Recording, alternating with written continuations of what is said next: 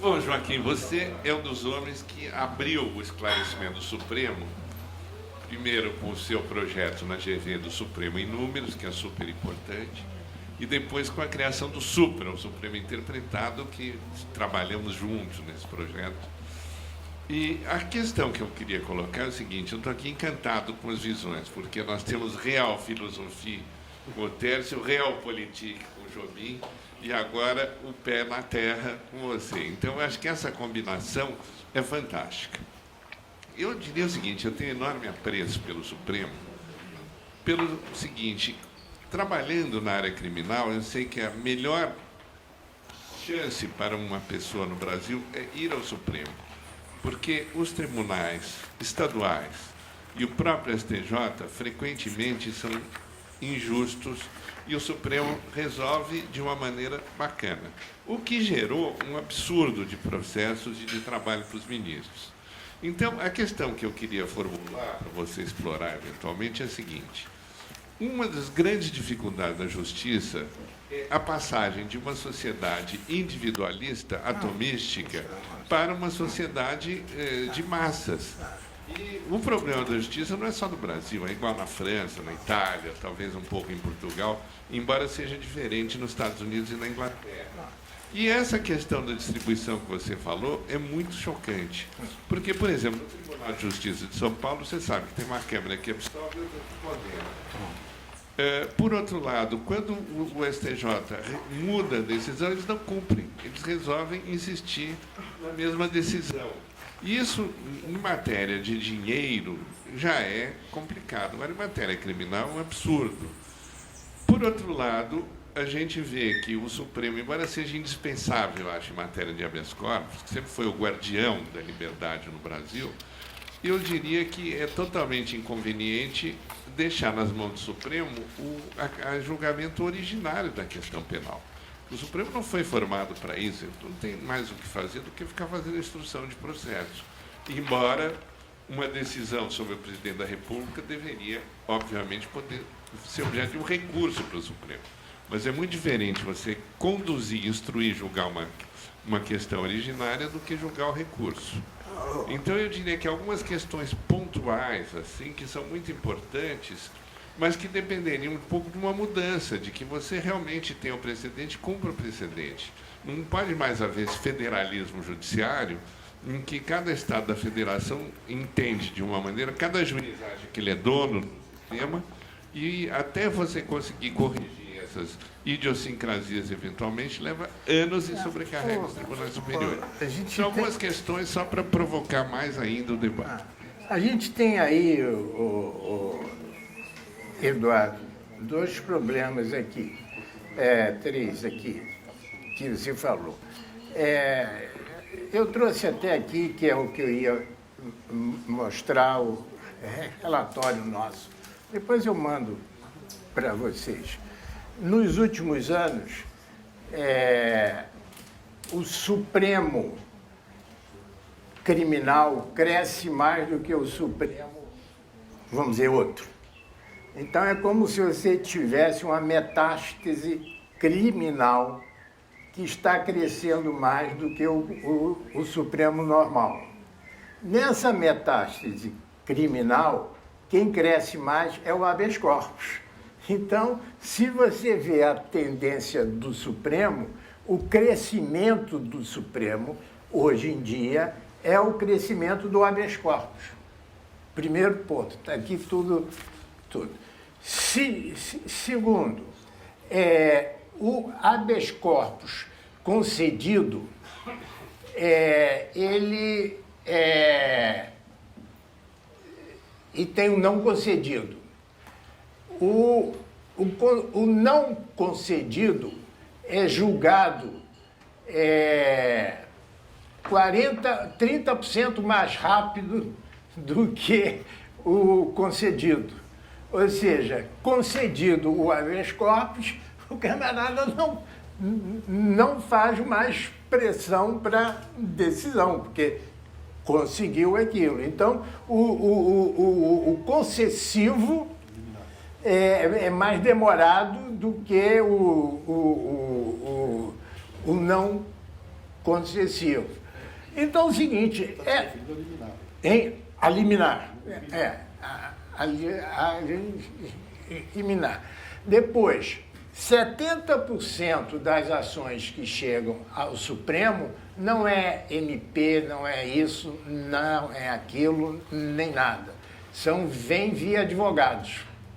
Ou seja, os advogados já entenderam o processo. Eles já entenderam. Então, essa discussão nossa não tem efeito prático, porque os advogados já sabem os caminhos que têm que fazer. Mas o que eu gostei mesmo aqui é de um dado que eu guardei para o Barroso, que é sobre fontes de direito mais citado em processos criminais e improbidade. Primeiro é a lei, depois é uma jurisprudência outra, e aí tem 6 ou 7, e a última fonte é princípios.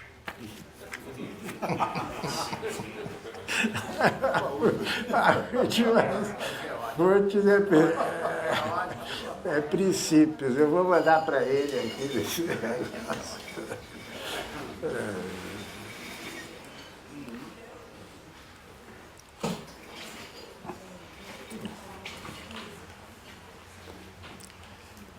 Joaquim, você fez uma menção que é muito válida, refletindo sobre esse assunto, que no Império você tinha o poder moderador.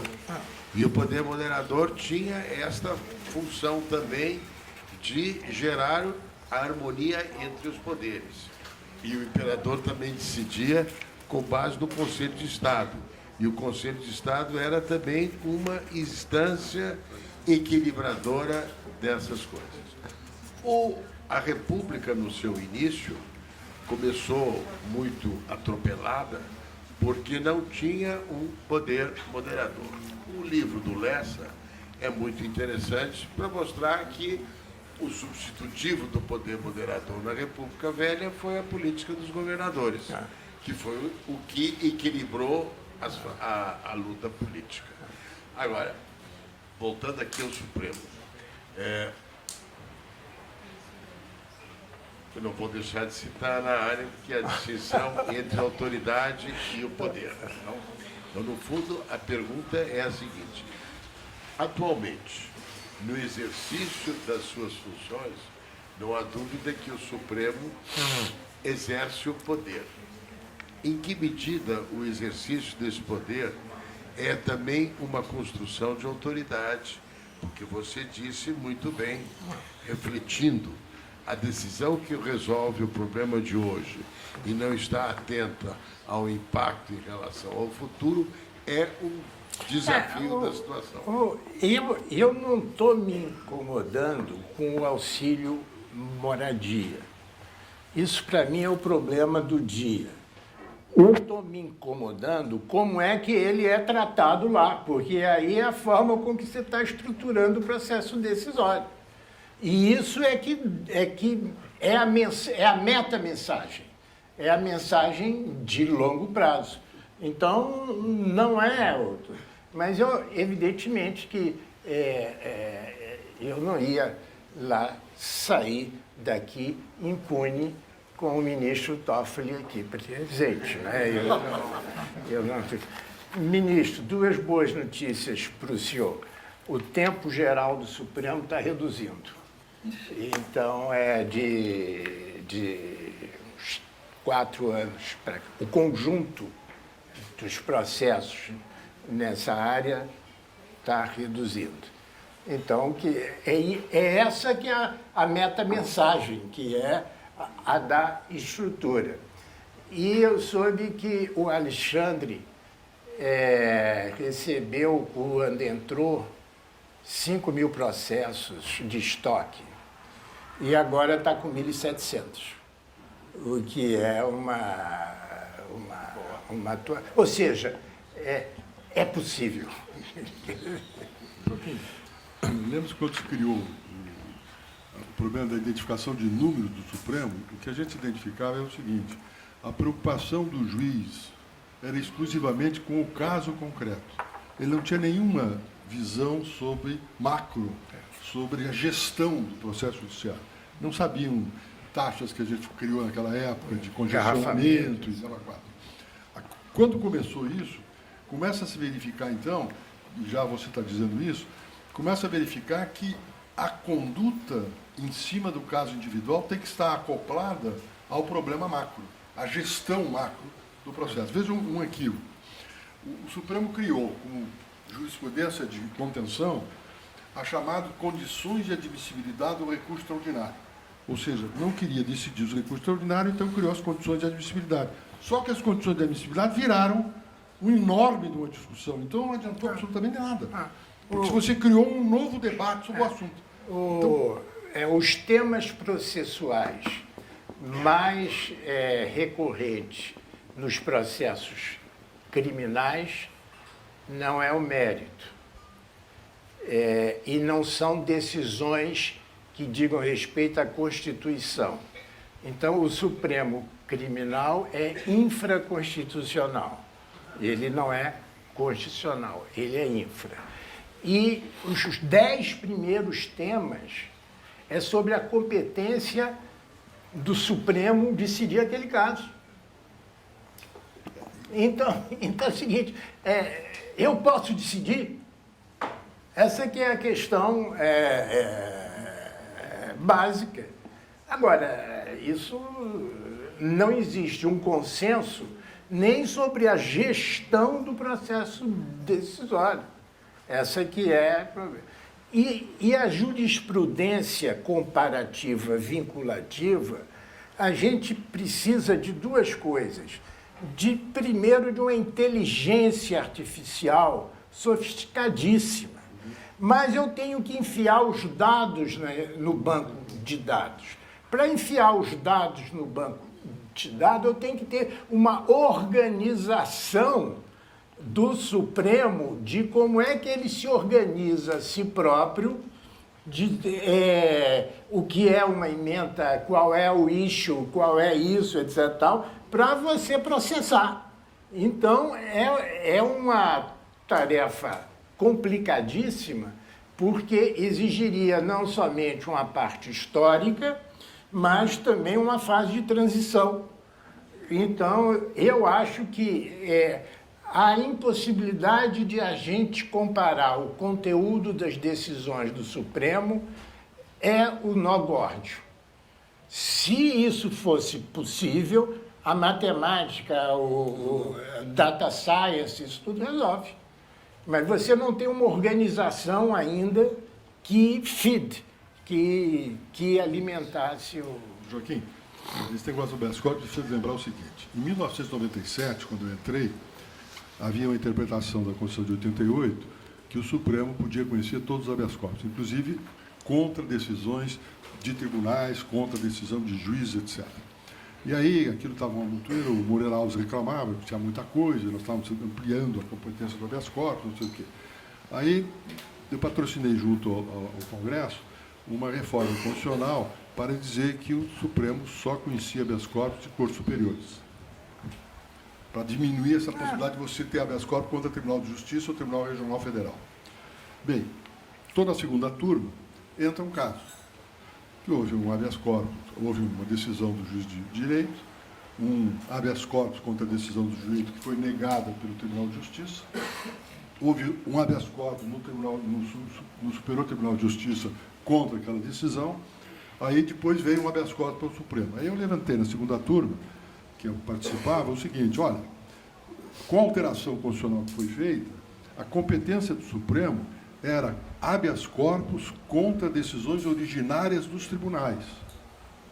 Porque se nós continuarmos a fazer isso, nós estamos a alteração constitucional que fizemos era fazer passar primeiro no STJ.